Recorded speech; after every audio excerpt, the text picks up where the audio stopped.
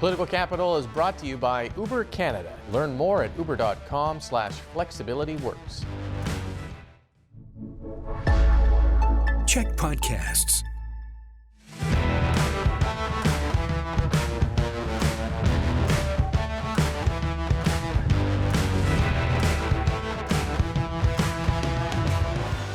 Hey everyone, and welcome to Political Capital, your source for all the latest in BC politics. I'm your host, Rob Shaw, coming to you from the CHEK News World Headquarters here in Victoria. Lots to talk about this week. New legislation on short-term rentals, Police Act changes, rebuilding Lytton.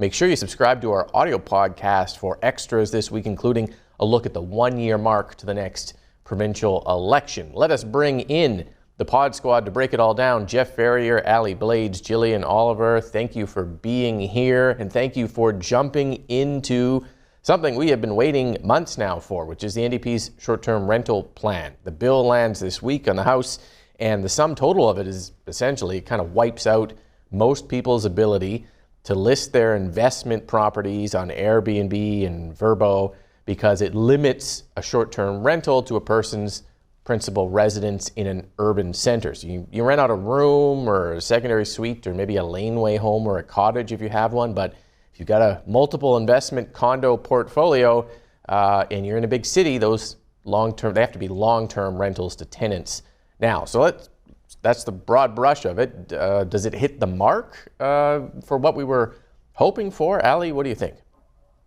Does it hit the mark? Probably not. And I say probably because we're still waiting to see how this really impacts the bulk of people involved in short-term rental property management, essentially.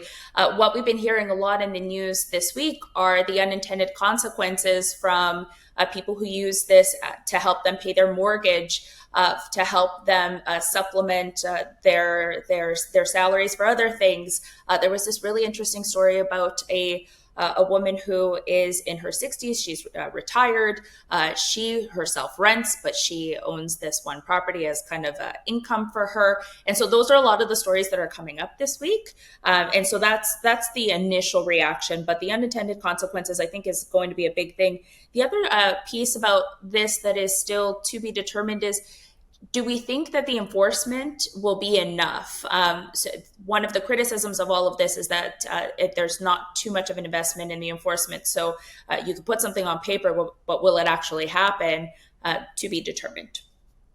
Yeah, that enforcement unit is something the government said it's going to create provincially. We don't know the budget or the size, but it would have to be significant to monitor the companies and also levy fines and that type of thing. And you're right, that was a question that was asked. Jillian, the NDP was saying about this, that kind of criticism that Allie raised, that this is about preserving homes for people, not investors. And that sort of line for the complaints from investors who say it's not fair, they followed the rules, they pay their taxes, their business license, they're filling a gap in some places where there's not enough hotels. How do you think that plays out politically?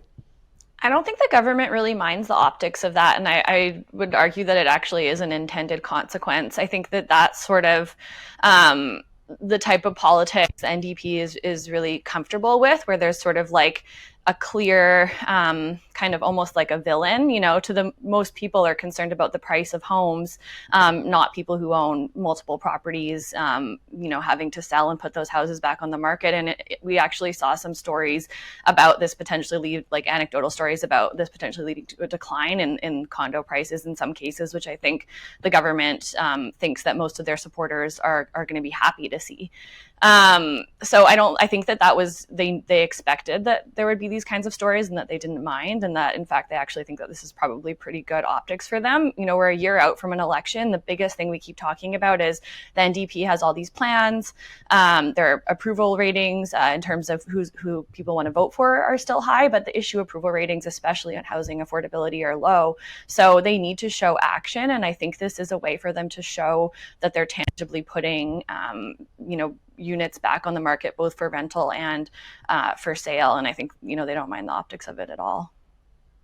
Yeah, no, that's a great point. I agree with you. And I think there's some similarities to the optics of the speculation tax that they brought in several years ago that was similar kind of phrasing on the way that they sold it about preserving homes for people and not speculators, and this time it's investors. Jeff, let's bring you in. What do you think of how all this landed? Yeah, first of all, folks at home, work with a company in the short-term rental space, so keep that in mind as I'm making my points here.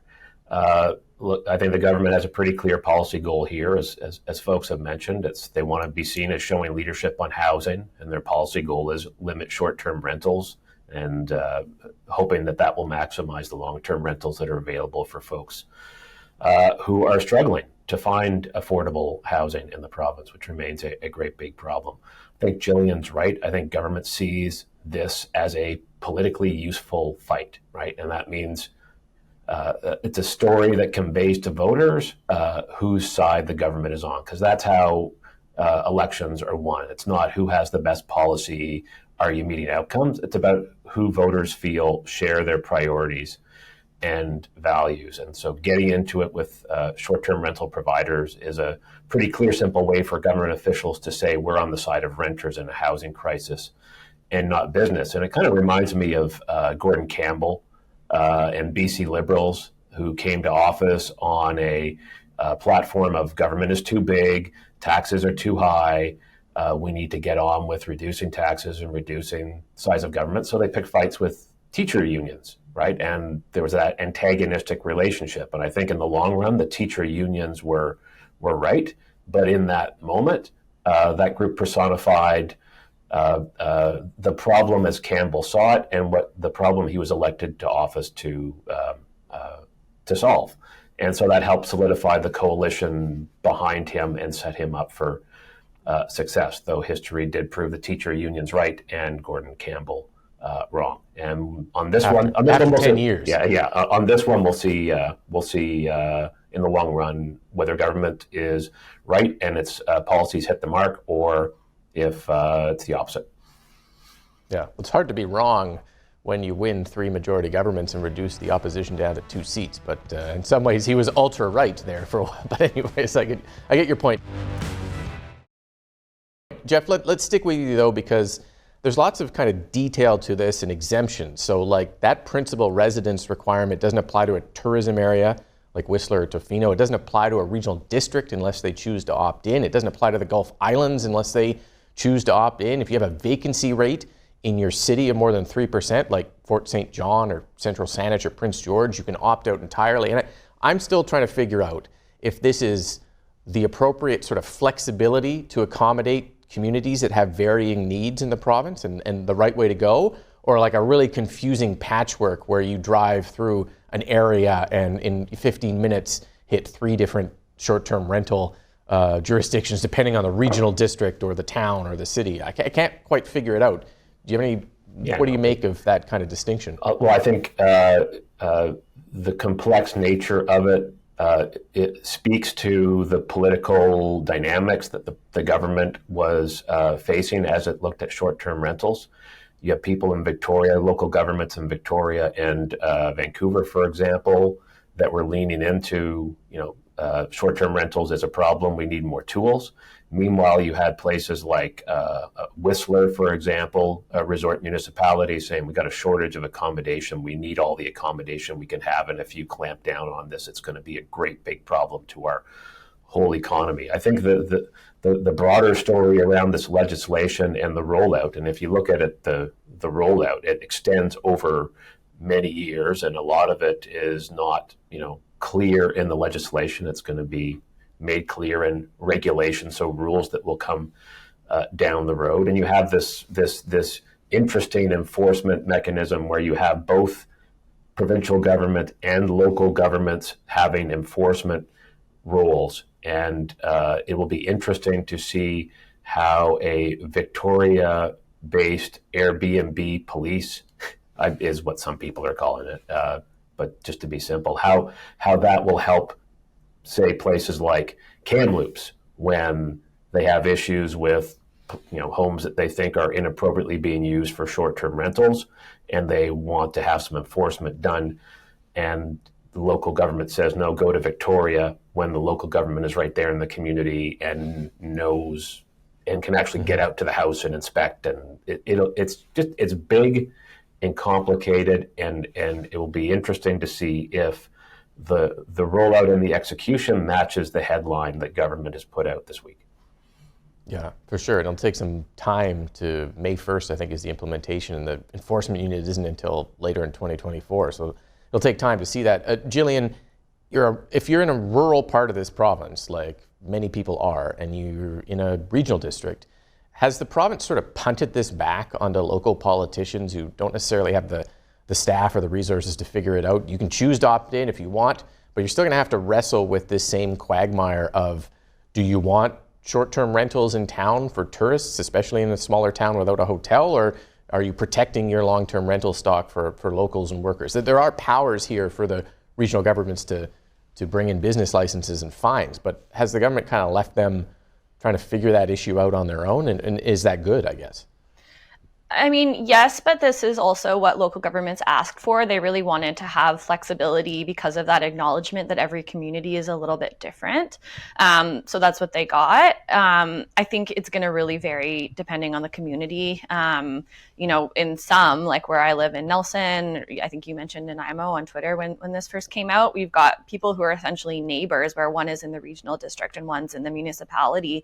I think, that there could be some unintended consequences in places like that, where you see potentially property prices in regional districts go up because they're more appealing as investments, things like that start to create issues. But I think that the government is sort of thinks that it's best to let that play out in each individual community, because there's just so many and they're all so different.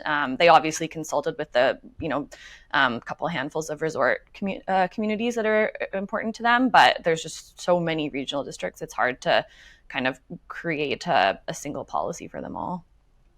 Yeah, I did mention Nanaimo on Twitter, where if you drive through the city, which is home to, of course, Nanaimo bars, but if you drive through Nanaimo and then you end up kind of going into Lantzville, which is right north of it, totally different.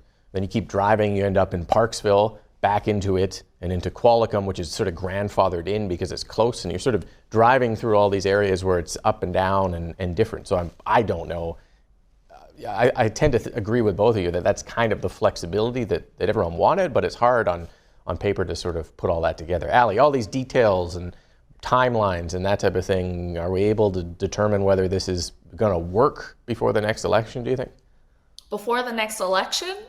Probably not. Yeah. I don't think that it's going to be enough time to really see how the impact of this, because these things take years. But what we will closely monitor is the moving goalposts before the election. So if it turns out that we need to recalibrate for certain things, or if we do need more enforcement, less enforcement, all of that, that's what people are going to be watching is, was this a sound policy put forward with all of the foresight and thinking about all of the potential gaps? That'll be what we monitor, not necessarily if it's actually effective in moving the dial. We won't be able to figure that out in a year. Also, we talk about data tracking all the time on this show, and nothing is leading me to believe that this is going to be any different in how we monitor the data on this one. Let's move on to another hotly anticipated piece of legislation, changes to the Police Act aimed at solving the Surrey policing controversy we have been talking about for years now. The bill will ban municipalities who choose to change their police force from changing that transition back in midstream, say after an election where it's a big issue. If you want to leave the RCMP, create your own force, you got to see it through. You can't flip-flop back. And it also puts into law that Surrey has to move to a municipal force, that is the hammer, some have said, that the province is dropping on this. Is it a hammer, Allie, and are we done with this issue now? Are we done? No. I will preface this, as I always do, that one of the best part of my day jobs is to work with the Surrey Police Union. So watch what I say for that, because it's always very biased, right? But we talk about talking through political speaking points and all of that. And so just know that I'm always going to be in favor of the Surrey Police and the municipal police. So watch out for what I say. But it's interesting because Kevin Falcon, the leader, this week said that it's not about the badge that you wear between the RCMP and the Surrey Police. And the same can actually be said then, if it's not about the badge, then it shouldn't be about the political party either. But we're not necessarily seeing that. So the opposing the amendments to the Police Act for the sake of opposition is actually not leadership. We saw Bruce Banman, the MLA from Abbotsford, call for a referendum. This is laughably too late. So when we talk about the timeline of things, is this going away anytime soon? Probably not. And are people interjecting about issues that they should have interjected about years ago? Probably. And then one of the points that the BC United made that I think is really important and probably should be their only speaking point about this is the fact that they didn't have the information in order to make a decision about this and to rubber stamp this issue or the amendment. And that should just be it. The Solicitor General's office is really one of the only offices that actually knows why the decision was made to favor the municipal police service. And do you remember going all the way back to the mayor's redacted reports? That's the issue, right? Is that we don't have all of the information. And so the BC United are saying that they don't have the information to necessarily make that decision themselves. That should be it. It shouldn't be about characterizing the NDP or the Solicitor General's office about lack of leadership or the instability with all of this, because it has been an absolute mess, mostly made by Mayor Locke. And, kudos to the NDP for this. Like for every punch that the mayor tries to throw, they just keep dodging it and or coming up with solutions to make it better. So I'll leave it at that for now, but because there's just so much more I could say about the chaos that is this file. Yeah, Kevin Falcon sort of caught out on trying to take both sides of this issue by the NDP in the last week, saying, at one point he had been calling on the government to bring in legislation to end this once and for all, and now it's here and he's not going to support it because it's a hammer to make a decision, which I thought was a pretty fair point by the NDP, who, you're right, didn't want to get dragged into this, tried to leave it to Surrey to sort it out until the last possible minute, possibly too long, and now are getting blamed by Surrey as if this was the NDP's, plan all along. Jeff, is there one positive here that maybe this just ends it all, and a few months from now we're not talking about it, even though there's a court challenge by Surrey? Yeah, this should end it. Premier Eby said as much this week, and I think the Premier and the Solicitor General, Mike Farnworth, looked very strong this week in bringing in the legislation and responding to the pushback from Surrey. Frankly, it's the biggest hammer time since Stanley Burrell's 1990s Please Hammer, Don't Hurt Him. And you may know him as MC Hammer. I think that's okay. Yeah, now I get it. Yeah. But then he became Hammer. So okay. Hammer, it's hammer time.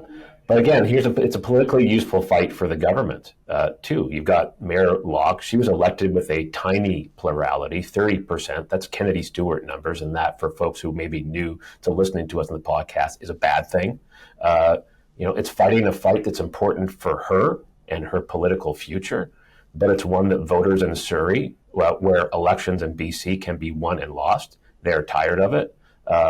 Like folks everywhere, they want to see action on public safety measures and affordability, not political pet projects like this one. So it's easy to see why the NDP is doing this, and it's surprising to me to see the response from the BC Conservatives, who are calling for a referendum, which was a good idea 4 years ago, but now we're so far down the line and in a spot where it's unserious politics, and BC United, who are all over the place and at some points are just opposing for the sake of opposing, when that puts them in a bad box, in a bad position when they face voters who are tired of this, who barely elected Mayor Locke, and will be remembering who was on the side of bringing this to a close and who was trying to drag it on even longer. Yeah. Jillian, what do you think? Yeah, I think those are all really good points. I think it's shifted from being a conversation about the RCMP versus the Surrey PD to just wanting it to end. And, the provincial government is the ones that are being seen as being decisive, trying to bring this to a close. And the local government is the one that's dragging it on. And, at the end of the day, the provincial government is the one that's responsible for public safety and policing province-wide. Their biggest objection was that going back to the RCMP was going to make the already depleted RCMP forces across the province even more dire. And I think, that's a issue that's important to a lot of people. And I think they're right to be being decisive and taking strong action on this.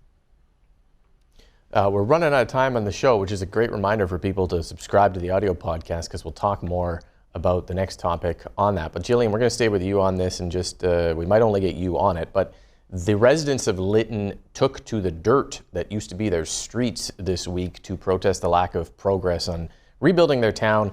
840 days, 2.5 years later, $40 million from the provincial government, not a single home rebuilt, as red tape wraps up around what are Indigenous cultural artifacts found in the soil during the cleanup, and the government trying to kind of balance protecting those in its comments this week, and also sort of expressing sympathy for people who have nowhere to go after 2.5 years and no end in sight on rebuilding that town after it was destroyed by wildfire. So what do you make of how this played out in the last week, and where the government is sitting on it, Jillian? I think that it seems to me like the government has sort of been letting this issue fester, and now it's suddenly at a breaking point. I went back and looked at the statements that Premier Horgan made when the tragedy first occurred in Lytton, and he made very big promises, saying that they were going to rebuild the community of the future, that the provincial government was going to be there to help them do that, that it was going to be a climate-proof community. And I think, Premier Horgan was very prone to wearing his heart on his sleeve and made these big promises towards the end of his term that, and then, left his predecessor or his successor to deal with the implementation. And it seems like that's sort of fallen by the wayside to other priorities with the government. And, I think it's, is it 40 million that's been spent, but not a single home built. And this week, the government trying to shut down an audit that was initiated by the opposition. We later found out the Auditor General is going to be looking into it anyway. So I think that this, has sort of been percolating for a while, and seems like it is not going to stop being an issue, because it seems like the government has really dropped the ball here, especially when you compare it to those promises that were made initially. Yeah, I think John Horgan's quote was, we're going to be there to help them rebuild, or something like that. And I don't know, by any measure, you cannot, 2.5 years later, look at Lytton and say that it has been rebuilt. But the only response really from government this week, coming from Forest Minister Bruce Ralston, who contains the archaeology branch, with just a awful reply about something, we got to do all the things and everything, and we're working on it, which is cold comfort if you're in Lytton. Anyways, we're going to pick this discussion up in the audio podcast, so make sure you subscribe to that. Thank you to the panel for being here. Thank you for watching. Make sure you come back next week for all the latest in BC politics here on Political Capital. Political Capital is brought to you by Uber Canada. Learn more at uber.com/flexibilityworks.